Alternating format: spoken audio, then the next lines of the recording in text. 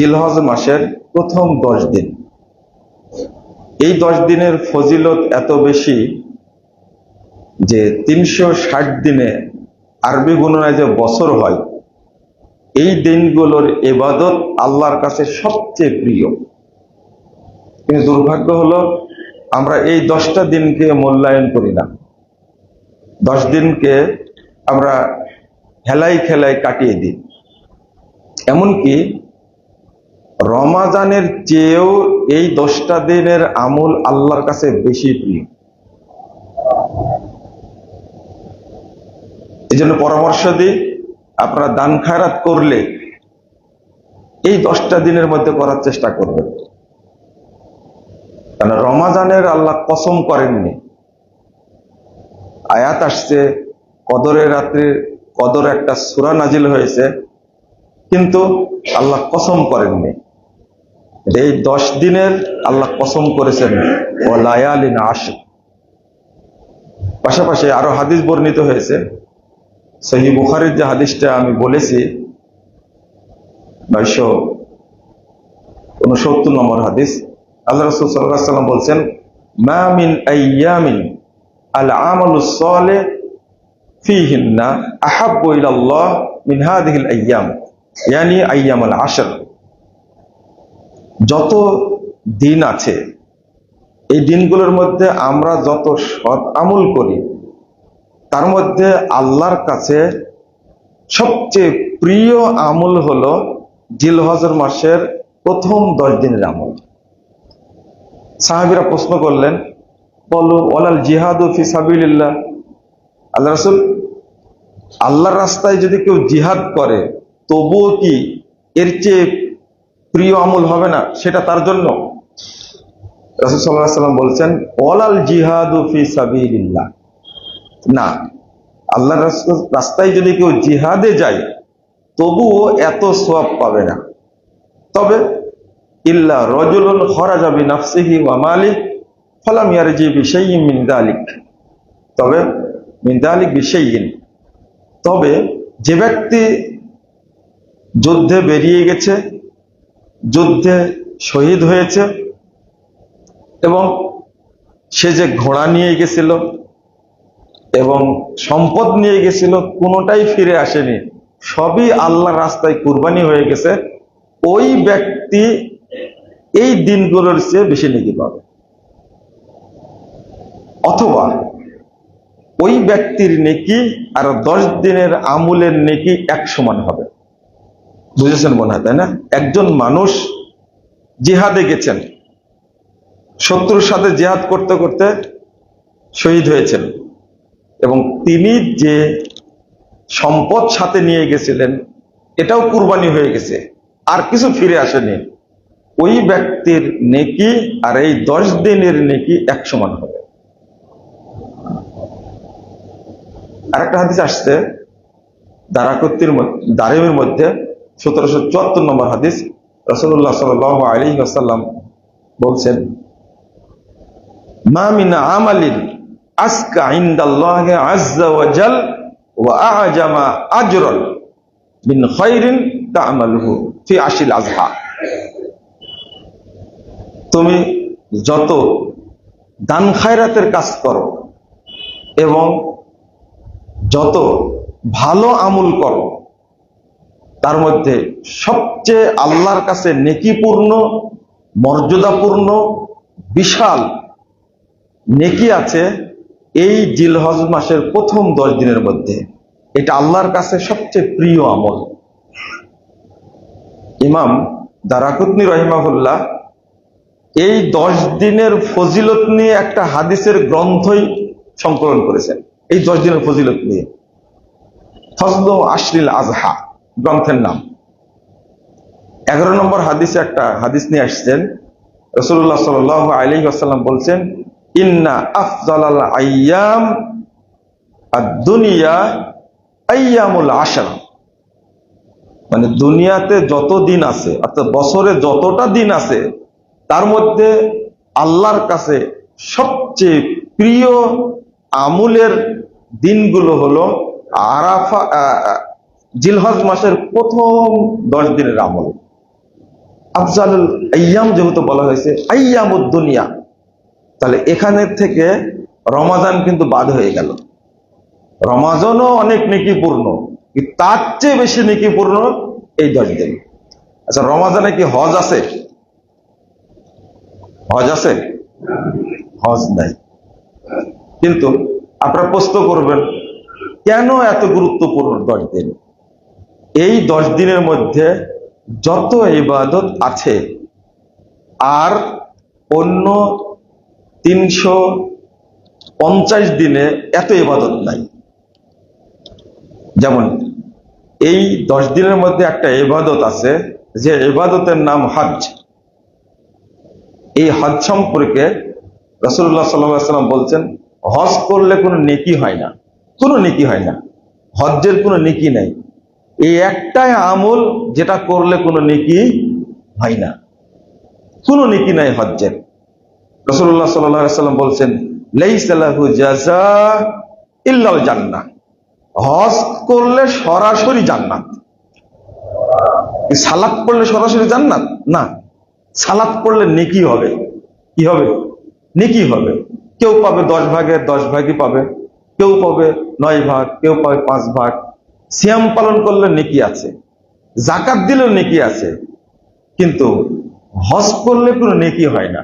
হজ করলেন কবুল হলেই জান্নাত, সরাসরি কবুল হলেই জান্নাত। লাইসা লাহু জাযা ইল্লাল জান্নাহ। এর কোনো নেকি নাই, এটা রাসূল সাল্লাল্লাহু আলাইহি ওয়াসাল্লাম নিজেই বলছেন, এর কোনো নেকি নাই, নেকিটা সরাসরি জান্নাত। এখানে বলেননি আল্লাহ, রাসূল সাল্লাল্লাহু আলাইহি ওয়াসাল্লাম বলেননি হজ করলে এই নেকি হবে, এই নেকি হবে, এত নেকি হবে, সেটা বলেন। আরেকটা হলো যে হজই একমাত্র ইবাদত যেটা জীবনে 5 দিন কর্মসূচি পালন করলে জান্নাত কিনা যায়, আর কোনো ইবাদত নাই। কিন্তু হজ্জের ব্যাপারে যারা হজে যান, তারা হজের ব্যাপারে খুবই গাফেল। চোখেও দেখে না বুড়াতি বয়সে, আবার শক্তিও থাকে না, আবার পড়তেও পারে না, দোয়াগুলো মুখস্থ নাই। 5টা দিন আপনি পরেও হজে যাবেন, কিন্তু সবগুলো কি নফল। হজ ফরজ কয়বার? একবার ফরজ। পরে যতবারই যান না কেন ওটা কি হবে? নফল হবে। তাহলে এই হজ্জের কর্মসূচি মাত্র কয় দিনের? 5 দিনের। এই 5 দিনে জীবনে 5 দিন ইবাদত করলে এমন একটা ফজিলত যার বিনিময় সরাসরি জান্নাত। এই ইবাদতটা আছে এই 10 দিনের মধ্যে। আপনি সালাত পড়ে জান্নাতে যাবেন, কিন্তু মরার আগ পর্যন্ত পড়া লাগবে। যতক্ষণ হুঁশ আছে আপনাকে পড়াই লাগবে। সিয়াম পালন করে জান্নাতে যাবেন, কিন্তু আপনাকে জীবনে যতক্ষণ পারবেন সিয়াম রাখতে ততক্ষণ আপনাকে সিয়াম পালন করা লাগবে। বুঝেছেন মনে হয়? কিন্তু হজের জন্য এই শর্ত আছে? হজের জন্য শর্ত নাই। একটা করলেই কি জান্নাত, তাও কয় দিনের? মাত্র 5 দিনের শর্ত, 5 দিনের ইবাদত এটা। 5 দিন পরিশ্রম করলেই আল্লাহ আপনাকে জান্নাত দান করবেন সরাসরি। এই ইবাদতটাই আছে এই 10 দিনের মধ্যে।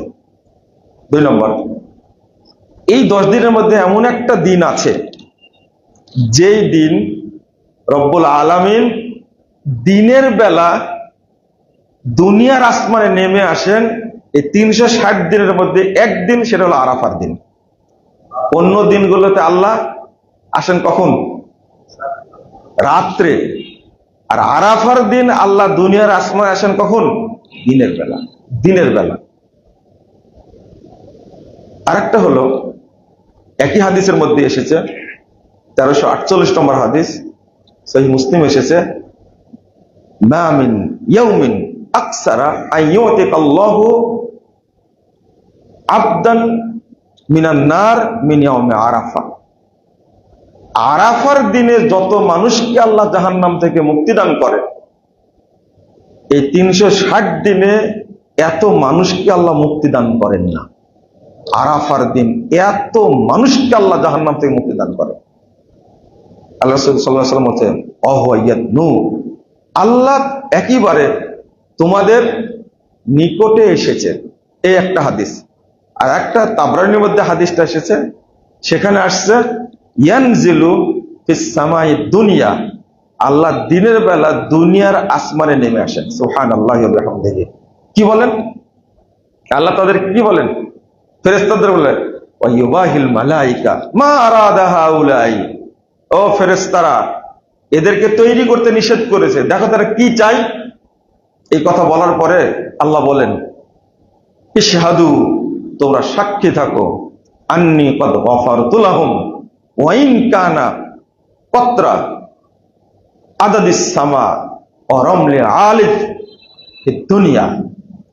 আল্লাহ ঘোষণা করছেন তোমরা সাক্ষী থাকো, যারা উপস্থিত হয়েছে আরাফার মাঠে, আমি তাদের সমস্ত পাপকে ক্ষমা করে দিলাম। যদি পাপ থাকে তাদের, আসমানের মেঘে যত বৃষ্টির বিন্দু আছে, যত বিন্দু আছে, বৃষ্টিকণা যত আছে, এই সমপরিমাণে যদি পাপ হয়, এবং সারা পৃথিবীতে যত বালিকণা আছে এই পরিমাণে যদি তাদের পাপ থাকে, আমি আল্লাহ ক্ষমা করে দিলাম। এমন ঘোষণা, এই ঘোষণাটা কেবল এই 10 দিনের মধ্যে আছে, এর বাইরে নাই। 3585 নম্বর হাদিস তিরমিজির মধ্যে এসেছে, রাসূলুল্লাহ সাল্লাল্লাহু আলাইহি ওয়াসাল্লাম বলছেন খায়রু দুআয়ে দুআউ ইয়াউমে আরাফা, আপনি 360 দিনের মধ্যে ওই দিন দোয়াটা বেশি কবুল হবে। আরাফার মাঠের দোয়াটা হলো আল্লাহর কাছে সর্বশ্রেষ্ঠ দোয়া। মা বাপ ছেলের জন্য দোয়া করে, রাত্রে দোয়া করে, রমজানে দোয়া করে, এবং বৃষ্টির সময় দোয়া করে। কিন্তু রাসূল সাল্লাল্লাহু আলাইহি ওয়াসাল্লাম বলছেন আরাফার মাঠের দোয়াটা হলো আল্লাহর কাছে সবচেয়ে শ্রেষ্ঠ দোয়া। এই দিনটাও আছে এই 10 দিনের মধ্যে। আর একটা হলো রাসূলুল্লাহ সাল্লাল্লাহু আলাইহি ওয়াসাল্লাম বলছেন হাজি যখন হজ্জের জন্য বেরিয়ে যায়, প্রতিটা পদক্ষেপ, প্রতিটা মুহূর্ত যায়, এই পদক্ষেপের বিনিময়ে রব্বুল আলামিন তার প্রত্যেকটা পাপ ক্ষমা করে দেন, এবং তার এই প্রত্যেকটা পদক্ষেপের বিনিময়ে আল্লাহ নেকি দান করেন। আচ্ছা বলেন তো, এই ঢাকা থেকে যখন বিমানটা যায়, বিমানের পাখা কয়বার ঘুরে? এই হিসাব কোনো বিজ্ঞানী দিয়েছে? দেয়নি, তাই না? মানে এই দিনটাও হলো কোন দিন? জিলহজ মাসের উপলক্ষেই সে রওনা দিয়েছে। প্রতিটা পদক্ষেপে আল্লাহ রাব্বুল আলামিন এত নেকি দান করেন। আপনি হজ্জে পাথর মারেন, এই যে পাথর মারেন কি বলে? আল্লাহু আকবার বলে। দেখেন, শুধু আল্লাহু আকবার বলে পাথর মারলেন আর জানলেন না কি আছে এর মধ্যে। রাসূলুল্লাহ সাল্লাল্লাহু আলাইহি ওয়াসাল্লাম সাহাবীকে বলছেন ওয়া রামিয়ুকা বিল জিমার, তুমি যে জামারাতে পাথর মারো, ফাইন্নাহু মাসকুরুল লাক, তুমি প্রত্যেকটা পাথর যখন মারো, এক একটা পাথরের বিনিময়ে বিশাল বিশাল নেকির ভান্ডার দান করা হয়। এই জন্য তো বলি কি আল্লাহু আকবার, আল্লাহ আমাকে এত নেকি দিবেন, এই জন্য কি বলি আল্লাহু আকবার। তাহলে একটা পাথর, পাথরটা কি বড়? কতটুকু? সোলার মতো, বুটের মতো পাথর। এতটুকু একটা পাথরের বিনিময়ে আল্লাহ রাব্বুল আলামিন বান্দাকে নেকির ভান্ডার দান করবেন। এই দিনটাও কিন্তু জিলহজ মাসের প্রথম 10 দিনের মধ্যে। এরপরে রাসূল সাল্লাল্লাহু আলাইহি ওয়াসাল্লাম বলছেন যে তুমি যখন মাথার চুলটা কেটে দাও, প্রত্যেক চুলে, একজন মানুষের মাথায় কত হাজার চুল থাকতে পারে, কত কোটি চুলতে থাকতে পারে। রাসূল সাল্লাল্লাহু আলাইহি ওয়াসাল্লাম মাথার যখন হালাক করে ফেললে, চেঁচে ফেললে, এই প্রত্যেকটা চুলের বিনিময়ে আল্লাহ তোমার প্রত্যেকটা পাপকে ক্ষমা করে দিলেন। রাসূল সাল্লাল্লাহু আলাইহি ওয়াসাল্লাম বলছেন ভাষাটা ওয়াসালা আল্লাহু তাআলা মিনকা, আল্লাহ রাব্বুল আলামিন তোমার পাপ সমূহকে একবার ধুয়ে দিবেন। আল্লাহ নিজে ধুয়ে দিবেন তোমার পাপ সমূহ, কোনো পাপ রাখবেন না। আপনি এই ফজিলতটা এই জিলহজ মাসের বাহিরে গেলে হবে না। উমরা তো করে, বাহিরে উমরা করে না, এই ফজিলত নাই। হজ্জের সফরে বের হলে এই ফজিলত। আপনি উমরা করতে গেলেন, হজ্জের পরে রমাজানে গেলেন, চুল কাটেন না, এখানে কিন্তু এই নেকি নেই। আপনি যখন কাবা ঘর তওয়াফ করছেন এই জিলহজের বাহিরে, তখন প্রত্যেক পদক্ষেপে একটা নেকি হবে তওয়াফ করার সময়, আর একটা পাপ ক্ষমা হবে।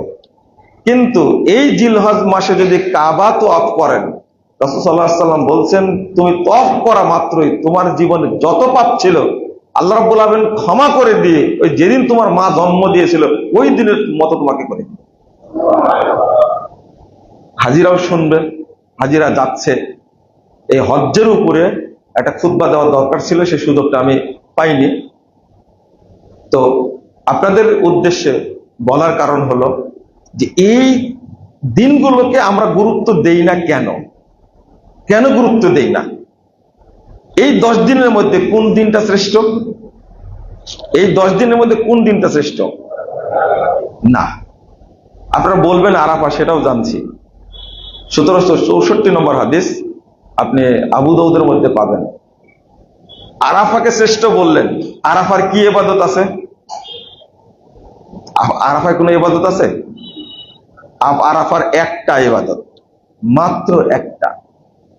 সালাতটা এত সংক্ষেপ করতে বলা হয়েছে, আপনি 2-4 রাকাত পড়বেন, জহর আসর আজান দিয়ে জহর 2 রাকাত পড়ে নেবেন, সালাম ফিরা দিলেন, সালাম ফিরানোর পরে কোনো জিকির তাসবিহ নাই, আবার একামত দিয়ে আসর 2 রাকাত পড়লেন, শেষ।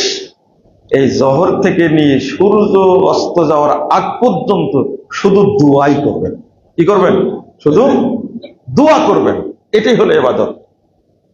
এই 10 দিনের মধ্যে শ্রেষ্ঠ দিনটা হলো, রাসূল সাল্লাল্লাহু আলাইহি ওয়াসাল্লাম বলছেন, আফজালু আইয়ামিদ দুনিয়া ইয়াউমুন নাহার।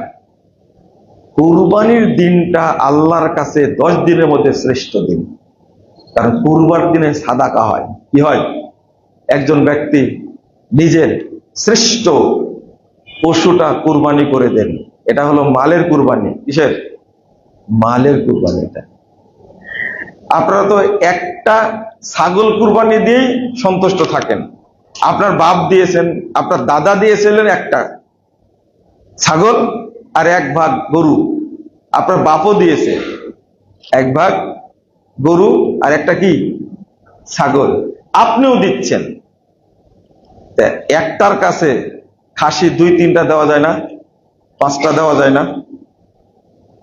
সারা জীবন তো এই সৌদি থেকে পাঠানো দুম্বার গোশত খাচ্ছেন। এত দুম্বা কোথায় থেকে পেল তারা? একজন ব্যক্তি দুম্বা খাসি কুরবানি করে 102টা কুরবানি করে দেয়। ফিলিস্তিনে পাঠায়, তারপরে সিরিয়ায় পাঠায়, বাংলাদেশে পাঠায়, এই আরাকানে পাঠায় এই খাসিগুলো। যদি আপনি বেশি কুরবানি না করেন তাহলে মানুষকে কিভাবে দিবেন? এটা হলো শুধু একটা ছাগল না, শুধু একটা গরু না, ওইটা শুধু একটা উট না। এইটাকে রব্বুল আলামিন বলেছেন এটা আল্লাহর নিদর্শন। আল্লাহ বলছেন, ওয়ামাই ইউআযযিম শাআইরাল্লাহ ফাইন্নাহা মিন তাকওয়াল কুলুব। সূরা হজ 32 নম্বর আয়াত। এই কুরবানির কথা বলতে গিয়ে আল্লাহ বলছেন, যে ব্যক্তি আল্লাহর নিদর্শন সমূহকে সম্মান দান করে, বুঝতে হবে এই লোকটা হলো তাকওয়াশীল। সুবহানাল্লাহ। তা আপনি, আপনার সামর্থ্য আছে 10টা ছাগল কুরবানি করেন, আপনি করেন। আর এই দিনের সাদকাটা আল্লাহর কাছে কত প্রিয় জানাই যাচ্ছে। কিন্তু ওই যে অভ্যাস শুরু করেছেন, আমি মানুষকে উৎসাহিত করি, রমাজানে যা দান করবেন, রমাজানে দেবেন যাকাত, আর দান করবেন এই জিলহজ মাসের প্রথম 10 দিনে। আমি দানের কথা বললাম কেন? প্রথম আপনারা খেয়াল করবেন যে এই সিরিয়াল, এই 10 দিনের মধ্যে কোন আমলটা বেশি করবেন? শ্রেষ্ঠ আমল কোনটা? শ্রেষ্ঠ আমল হলো সাদাকা। 2 নম্বর হলো সিয়াম। 3 নম্বর হলো আপনি বেশি বেশি তেলাওয়াত করবেন। 4 নম্বর বেশি বেশি দোয়া করবেন। 5 নম্বর, পিতা মাতার জন্য কিছু একটা করবেন, আত্মীয় স্বজনের জন্য কিছু একটা করবেন। যারা মারা গেছে বাপ মা যাদের, তাদের উদ্দেশ্যে কিছু সাদকা করবেন, অবশ্যই সাদাকা করার চেষ্টা করবেন, কিছু দিবেন। এই 10 দিনের মধ্যে যেন রব্বুল আলামিন আমার বাপের, আমার মায়ের জান্নাতে যেন মর্যাদা বৃদ্ধি করে দেন, এবং বৃদ্ধি করা হয়। সাদাকার কথা কেন বললাম? 1 নম্বরে সাদাকা কেন? ওই ইয়াউমুন নাহারটা আল্লাহর কাছে শ্রেষ্ঠ হওয়ার কারণ কি? ওই দিনটা কি হয়? সাদাকা হয়। রাসূলুল্লাহ সাল্লাল্লাহু আলাইহি ওয়াসাল্লাম এই 10ই জিলহজ্জে 100টা উট কুরবানি করেছেন। কয়টা? 100টা। এই জন্য বহু সৌদি ধনী মানুষ তারা 100টা উটও কুরবানি করে। রাসূল সাল্লাল্লাহু আলাইহি ওয়াসাল্লাম করেছেন, আমি করব। ছাগল তো করে, তারা সারা বছর ছাগল দান করে না কেন? তার কারণটা কি? সারা বছর ছাগল না দেওয়ার কারণটা হলো যে আমি দেব জিলহজ মাসেই দেব, এটা বেশি গ্রহণযোগ্য। আরেকটা হাদিস আসছে, রাসূলুল্লাহ সাল্লাল্লাহু আলাইহি ওয়াসাল্লাম বলছেন, ইন্নাল আমাল তাবাহা, আপনার যে আমল আছে, হজ আছে, সিয়াম আছে, যাকাত আছে, সালাত আছে, তো আমল তো এক জায়গায় থাকে, এক খাতাতে তো থাকে আপনার আমলটা। তো এরা আবার ঠেলাঠেলি করে, সাদাকা বলে, সালাত বলে, হজ বলে। হজ বলে আমি শ্রেষ্ঠ তোমাদের মধ্যে, আবার সালাত বলে তোমাদের মধ্যে আমি শ্রেষ্ঠ, সিয়াম বলে না আমি শ্রেষ্ঠ। তখন আল্লাহর পক্ষ থেকে ঘোষণা করা হয় সাদাকাই শ্রেষ্ঠ, তখন সাদাকা বলে সাদাকা আনা আফজালুকুম, এই দেখো আমি হলাম তোমাদের মধ্যে শ্রেষ্ঠ ইবাদত। এই জন্য জিলহজ মাসের প্রথম 10 দিনে বেশি বেশি কি করবেন? সাদাকা করবেন। 2 নম্বর, সিয়াম পালন করবেন। কানা নবী সাল্লাল্লাহু আলাইহি ওয়াসাল্লাম ইয়াসুমু 9 মিন জিলহিজ্জা, 2417 নম্বর হাদিস নাসাইর মধ্যে এসেছে। রাসূল সাল্লাল্লাহু আলাইহি ওয়াসাল্লাম নিয়মিত জিলহজ মাসের প্রথম 9টা সিয়াম পালন করতেন, 9টা সিয়াম পালন করতেন। তাহলে এর মধ্যে পাওয়া গেল হজ, এর মধ্যে পাওয়া গেল মিনা, এর মধ্যে পাওয়া গেল আরাফা, এর মধ্যে পাওয়া গেল মুজদালেফা, এর মধ্যে পাওয়া গেল জামারা, এর মধ্যে পাওয়া গেল সিয়াম, এর মধ্যে পাওয়া গেল কি? সাদাকা। এর মধ্যে ফরজ সালাত বাদ, ফরজ সালাত কি বাদ? জিলহজ মাস আসছে, ফরজ সালাত বাদ নাকি? তাহলে সালাতও আগেছে। তাহলে এই দিনগুলোর মধ্যে সবই পাওয়া গেল। রমাজানে আপনি সব পাবেন না। পাবেন? রমাজানে কি হজ হয়? না, হজ হয় না। রমাজানে কি আরাফা পাওয়া যায়? পাওয়া যায় না। রমাজানে বহু মানুষকে আল্লাহ জাহান্নাম থেকে মুক্তি দান করেন, কিন্তু জিলহজ মাসের প্রথম দশকে তার চেয়েও বেশি মানুষকে জাহান্নাম থেকে মুক্তি দান করেন। তাহলে এটা বোঝানোর জন্য কথাগুলো বললাম যে আপনাকে মনে করতে হবে জিলহজ মাসের প্রথম 10 দিনের আমলই আল্লাহর কাছে কি সবচেয়ে প্রিয়, সবচেয়ে শ্রেষ্ঠ। এটা মনে করে ইবাদত করতে হবে। আপনি দান করবেন বেশি বেশি করে। আরেকটা বললাম, আল্লাহ রাসূল সাল্লাল্লাহু আলাইহি ওয়াসাল্লাম বলছেন ফাকসিরু ফিহিন্না আত-তাসবিহ ওয়াত তাহলিল ওয়াত তাহমিদ, তোমরা এই দিনগুলোর মধ্যে বেশি বেশি তাসবিহ পড়বে, বেশি বেশি লা ইলাহা ইল্লাল্লাহ বলবে, বেশি বেশি সুবহানাল্লাহ বলবে, বেশি বেশি আলহামদুলিল্লাহ বলবে। আমরা যদি কোরআন তেলাওয়াতটা করি, মুহাদ্দিসগণ 3 নম্বরে নিয়ে আসছেন যে এই দিনগুলোতে যেন কোরআন তেলাওয়াত বেশি বেশি করে করেন। কোরআন তেলাওয়াত রমাজানের একটা খতম দিয়েছেন, আপনি 10 দিনে একটা খতম দেওয়া লাগবে আপনাকে। একজন বোন আশ্চর্য যে গুরুত্বটা এমন ভাবে বুঝেছেন যে আমাকে বলছেন যে এর উপরে আপনি আলোচনাটা করবেন, এবং তিনি এই 10 দিনে 3 বার কোরআন খতম দেন। আপনি কয়বার দিয়েছেন মনে পড়ে কি আপনার? আপনার ওয়াইফকে বলবেন আমি কাজে থাকি, বাহিরে চাকরি করি, কিন্তু তুমি বাড়িতে থাকো, তুমি এই 10 দিনে অন্তত একবার কোরআন খতম দিবে। পারে কিনা দেখেন তো। বলবেন এক পারাও পড়েন না, অথচ এই 10 দিনের আমলটা আল্লাহর কাছে কত প্রিয়। যাদের বাপ মা বেঁচে আছে তাদের উদ্দেশ্যে বলবো, আপনার চিন্তা করবেন, এতদিন মানুষ করেছে আপনাকে, আপনার মা কোন জিনিসটা খেতে ভালোবাসে, আপনার মায়ের কোন জিনিসটা দরকার, এই দিনে সেটা আপনি তাকে দেওয়ার চেষ্টা করবেন। মা যেন খুশি হয়, আপনার আব্বা যেন খুশি হয়, দিবেন। বলবেন এই 10 দিনের একটা সাদকা মায়ের জন্য, আর যারা মারা গেছে তাদের জন্য দান করবেন। ঠেলাঠেলি করেন যে কেন দান করতে যাব, বড় ভাই দিবে আমি দিব না, ছোট ভাই দিবে আমি দিব না। কিন্তু জানেন, আপনি যেটা দান করলেন মায়ের জন্য, বাপের জন্য, দান করা মাত্রই সাথে সাথে আপনার আব্বা জানতে পারেন, আপনার মা জানতে পারেন আমার অমুক সন্তান আমার জন্য সাদাকা করেছে। রাসূলুল্লাহ সাল্লাল্লাহু আলাইহি ওয়াসাল্লাম বলছেন, ইন্নার রাজুলা তুরফাউ দারাজাতুহু ফিল জান্নাহ, আল্লাহ জান্নাতে ব্যক্তির মর্যাদা যখন বৃদ্ধি করে দেন, ওয়া আন্নাহা ক্বালা আন্নাহাদা ইয়া রাব, আল্লাহ এটা হলো কেমনে, আমি তো এই অবস্থায় ছিলাম, তোমার মর্যাদা বেড়ে দিলে। তখন আল্লাহ বলেন, তোমার অমুক বান্দা তোমার জন্য, তোমার সন্তান অমুক সন্তান তোমার জন্য দোয়া করেছে, সাদকা করেছে, এই জন্য আমি আল্লাহ তোমার মর্যাদা জান্নাতে বাড়িয়ে দিয়েছি। তাহলে আপনার বাপ জানুক আমার বড় সন্তান আমার জন্য দান করে, আমার জন্য সাদাকা করে, আমার জন্য দোয়া করে, আমার জন্য ইস্তেগফার করে, এটা জানুক, তারও মনে সান্ত্বনা আসবে, কারণ আল্লাহ তাকে জানিয়ে দেয়। কিন্তু এই যে বাপ মারা গেছে, আর কোনো খোঁজ নাই, দোয়াও করেন না, কি অবস্থায় আছে। আরেকটা কারণ হলো, এখানে যদি জাহান্নামের আগুন কবরে জ্বলতে থাকে, কবরে জ্বলছে জাহান্নামের আগুন, দুনিয়ার আগুন সহ্য করতে পারেন না, কিন্তু কবরে জাহান্নামের আগুন জ্বলছে, বাঁচার পথ কি? জাহান্নামের আগুন থেকে বাঁচার কোনো পথ আল্লাহ রাসূল বলেননি, একটা পথ বলেছেন। মুহাম্মদ রাসূলুল্লাহ সাল্লাল্লাহু আলাইহি ওয়াসাল্লাম বলছেন, ইন্না সাদাকাতা লা তুতফিউ আন আহলিহা হাররাল কুবুর, ওই ব্যক্তির পক্ষ থেকে সাদাকা দেওয়া মাত্রই জাহান্নামের আগুন 1 সেকেন্ড সময় লাগবে না, নিভে যাবে। তুতফিউ মানে কি? তুতফিউ শব্দের অর্থ হলো বাতি নিভিয়ে দেওয়া, বাল্ব অফ করা। আপনারা বাল্ব অফ করেন, কয় সেকেন্ড লাগে?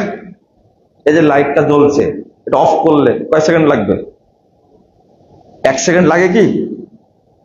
আল্লাহ রাব্বুল আলামিন এত দয়াশীল বান্দার প্রতি, সাদাকা দেওয়ার কারণে 3টা হাদিসে আসছে এরকম ভাবে, ওয়াইন্নাস সাদাকাতা লা তুতফিউ যুনুব কামা ইউতফিউল মা উন নার, সাদাকা দেওয়া মাত্রই আপনার জীবনে যত পাপ আছে, আপনার জীবনে যত পাপ আছে, 80 বছর যাবত পাপ করেছেন, 80 বছর পাপ করেছেন আপনি, এই পাপ ক্ষমা করতে আল্লাহর কত সময়? 1 সেকেন্ডও লাগবে না, আল্লাহ সব পাপ ক্ষমা করে দেবেন। যেমন পানি মারলে আগুন সাথে সাথে নিভে যায়, সাদাকা দেওয়া মাত্রই আপনার সব পাপকে আল্লাহ ক্ষমা করে দেবেন। এত পাপ করেছেন, আল্লাহ আপনার উপরে রাগান্বিত আছেন, রহমত দেয় না, আল্লাহ আপনার উপরে গজব ফেলেন। রাসূল সাল্লাল্লাহু আলাইহি ওয়াসাল্লাম বলছেন, সাদাকাতুস সির তুতফিউ গযাবার রব, আপনি গোপনে সাদাকা করবেন।